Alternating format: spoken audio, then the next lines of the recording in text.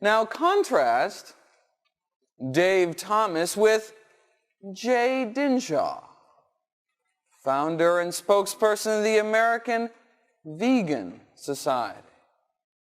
Just a tireless advocate for the animals, a true inspiration. But I never got to meet him because he died too, apparently of a heart attack. He was 66 years old. What? Died of a heart attack? How? Never ate a burger in his life.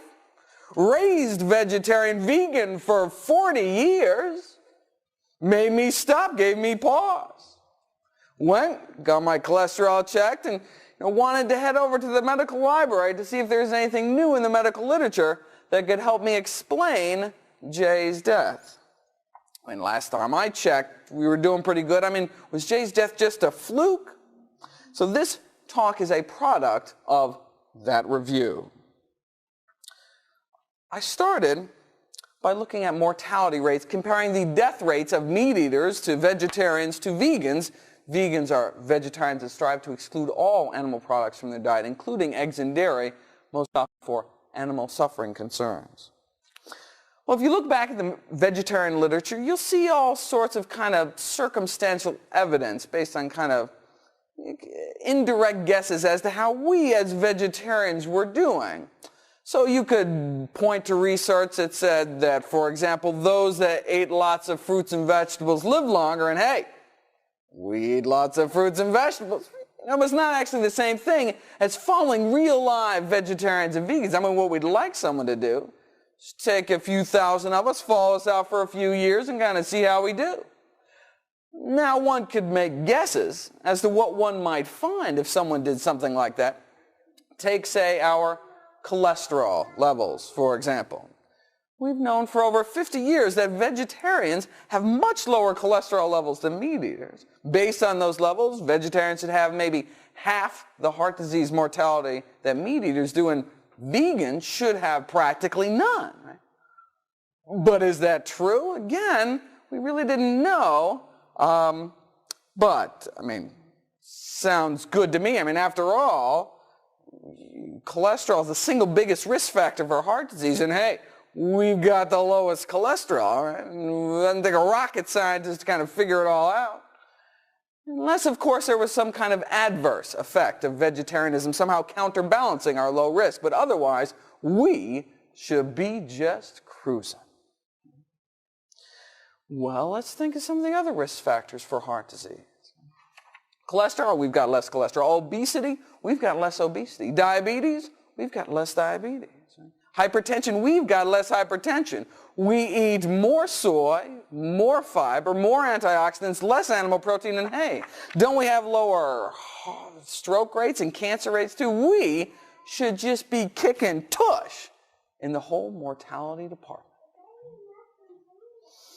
So anyway, I got this email from FARM, the Farm Animal Reform Movement, an animal rights group in Washington, D.C., and they were compiling their annual table of American deaths for which the consumption of animal products represent a substantial contributing factor. And so they asked my medical opinion as to exactly which diseases those were. So I said, aha, finally, a chance to go to the medical library and see if indeed there's anything new that could help explain Jay's death, to answer that nagging question about Jay Dinshaw that continued to haunt me. Now, whenever I take on a new research project, the first thing I do is look at the latest research, which is what I'd like to share with everyone today.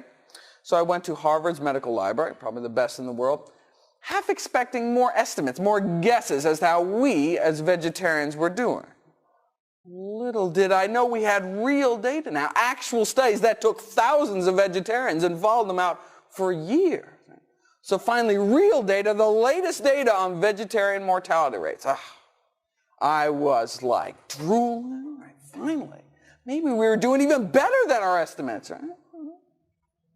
All right, well, this is what I've been waiting for. A study of 8,000 vegetarians followed for 18 years. Ooh. I didn't wait to go back to my seat, didn't wait to go home. I just stood there in the newly received journal section. This was just published last year, 2002, and read it. I stood there and my jaw dropped, stunned into silence, shocked at what I saw. They reported no difference between the mortality rates of meat eaters compared to the mortality rates of vegetarians. No difference. Wait a second, it doesn't make any sense. What are the top 3 killers in the U.S.? Heart disease, cancer, stroke. How could we be dying at the same rate as meat eaters? Doesn't make any sense. Well, there are 3 findings I'd like to investigate with everyone today, and that's finding number 1. Why do meat eaters seem to live just as long as vegetarians? And not only did vegetarians not seem to live longer, they had basically the same cancer death rates too, the same number of colon cancer deaths, the same fatal stroke rate, and this is what I've been worried about, the same rates of fatal heart disease. They found no difference in the risk of dying from a heart attack between those that ate meat and those that didn't eat meat. I'm saying, doesn't that go against everything we know, though? Right? What about our cholesterol? What's counteracting all of our natural potential as vegetarians? Right? Now, we don't have more heart disease than meat eaters, but certainly more than we should. Right? So I went down the list of mortality rates for all the other diseases. Same mortality rates from stroke, heart disease, same, different, same. Okay, well, at least out of the list of the top dozen or so things people die from, there were at least 2 classes of diseases for which the mortality rates were significantly different between vegetarians and meat eaters. Unfortunately, they were not in our favor. Some of the data suggested that vegetarians seem to have a 50% greater risk of dying from breast cancer, for example. But that was explained away by the fact that vegetarians tend to have less children, which is a well-known risk factor for breast cancer. So vegetarianism probably has nothing to do with breast cancer mortality. I just want to make that clear.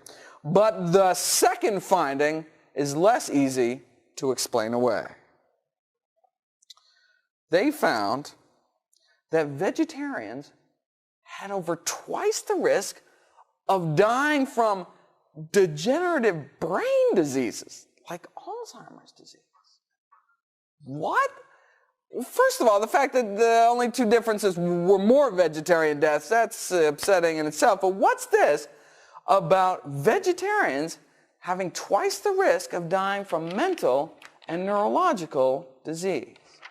I mean, when I first saw this, I said, these have just got to be some kind of weird random flukes, right? Because it doesn't make any sense.